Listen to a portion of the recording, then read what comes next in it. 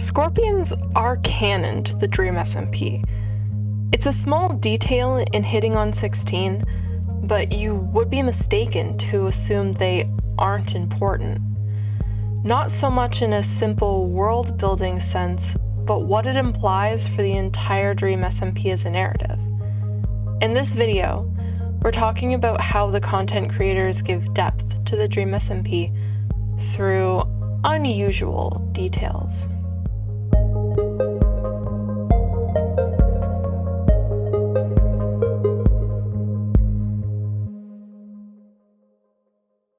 One little tiny detail that really stood out to me was Wilbur mentioning scorpions. The idea of like a scorpion would probably never have come up in improv roleplay on the server because scorpions don't exist in Minecraft. At least a dozen scorpions had been disturbed in Wilbur's construction, and a king cobra almost brought a sour end to the efforts. But still, Wilbur persisted. The cobra too, like neither of those animals exist even remotely in Minecraft, and I was really surprised to see them mentioned because it acknowledges this depth to the world that we haven't seen before. Absolutely. I wanted to talk about that because yes, I can understand how cool it would be, but honestly it's one of the things that I dislike the most. You have boundaries, which is Minecraft, and therefore the world is Minecraft. And you know, if you mention scorpions in the fanfiction and then canonize it, it means that technically there is some. But since they are not in Minecraft and they don't actually exist, they can't interact with Quackity or anything else. I can see how it's good for world building and stuff, and maybe it's my really Canon Compliant self who's talking right now. If it was Harry Potter, for example, it would be just like people that is not a magician that can use suddenly magic or something that is not supposed to exist in the world spawning in the story. It's just not good, in my opinion.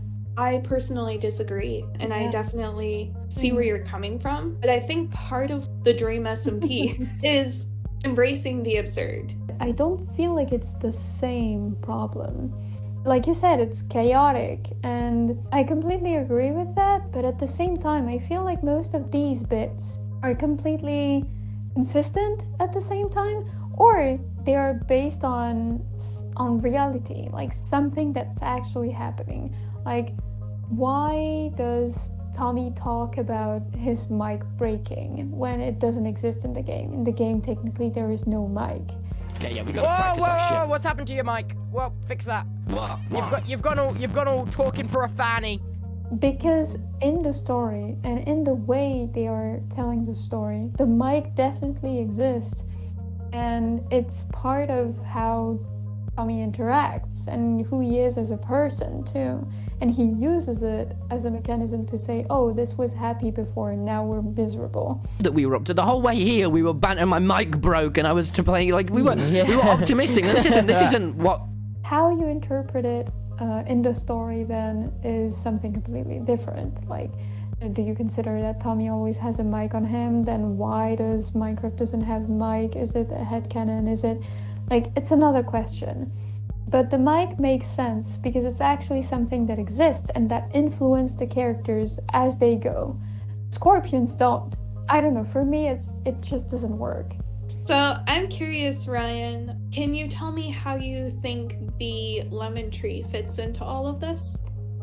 Yeah, I wondered several times because like actually like lemons don't exist in Minecraft. But it's a Pong thing. Like, lemons don't exist outside of Pong's imagination. It could be like Fundy's dreams. It's like something that exists, but that only he sees.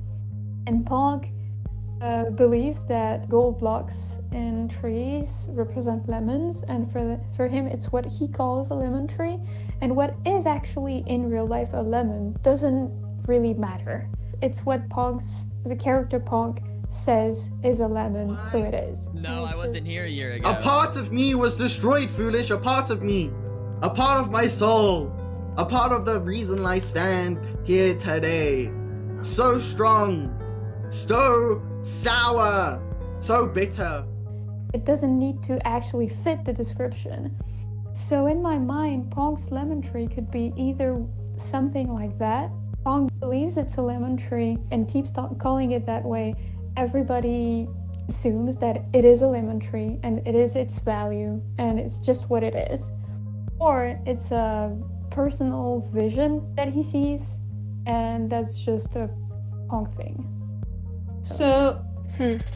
So by that logic, because we do know other people interact with the lemon tree, so it is real. But by that logic, scorpions absolutely could exist in the Dream SMP. But if they're husks? Yeah, they could exist. Either it would be Wilbur's kind of, not hallucination, because Bundy sees things that definitely happen, but just in a weird plane. I think he tried to explain it at some point, that his dreams had impact on real life, but it's just really confusing. But it could be something that he sees that is very specific to him and only him, and maybe tied to, I don't know, his craziness. Or it could be something that happened, that exists. If he starts saying that there is scorpions in Las Nevadas and tells Quackity, oh, Quackity, be careful, because there is scorpions in your land, like in canon. And Quackity starts in canon being kind of like, oh yeah, I'm going slow because like I'm being careful of the scorpions. And Tubbo saying, oh, I saw a scorpion yesterday. If they include it, and if those non-existent scorpions start impacting the characters, then it can become canon that way, even if it doesn't exist in Minecraft. And then I wouldn't be upset, I think. Just like the lemon tree. So I'm a little confused as to why our lack of knowing what a scorpion actually is, by your logic, weakens the story. It doesn't, I wouldn't go as far as to say it weakens the story, because it's just a slight detail. It would probably upset me, actually, if it was like part of important lore. What bothers me is that those scorpions, like as of right now, those husks or whatever they are, they can't interact with the reality of the Dream SMP. You see, Pong's lemon tree, they interact, like you said, they interact with other people. Other people know because Pong told them and because they are physically still there. And everybody considers them as existing. So they can still interact. Like, you can burn it, you can harvest the wood, you can take the gold/lemons, you can interact with it. So yeah, I think that's the part that is kind of upsetting for me. But yet again, it's just a detail, but I don't want that mechanism to go too far, I'd say, personally. I have a really middle ground stand on that, where I agree with both of you.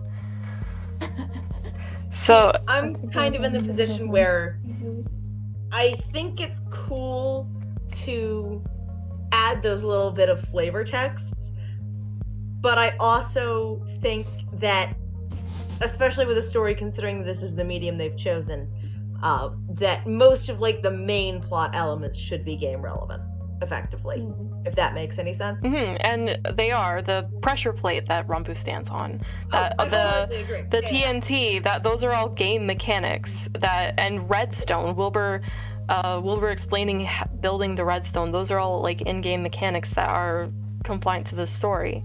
To clarify, the statement I was making was not, oh no, they made, key components not game relevant, how dare they. It was more, I'm cool with these little flavor texts, and in the story, as you said, all of the like key bits were game relevant, the water elevator. That's important because it's the key bits. It would be upsetting, for example, if the whole plot of this fanfiction was around something that's from real life, but that is not usable in Minecraft.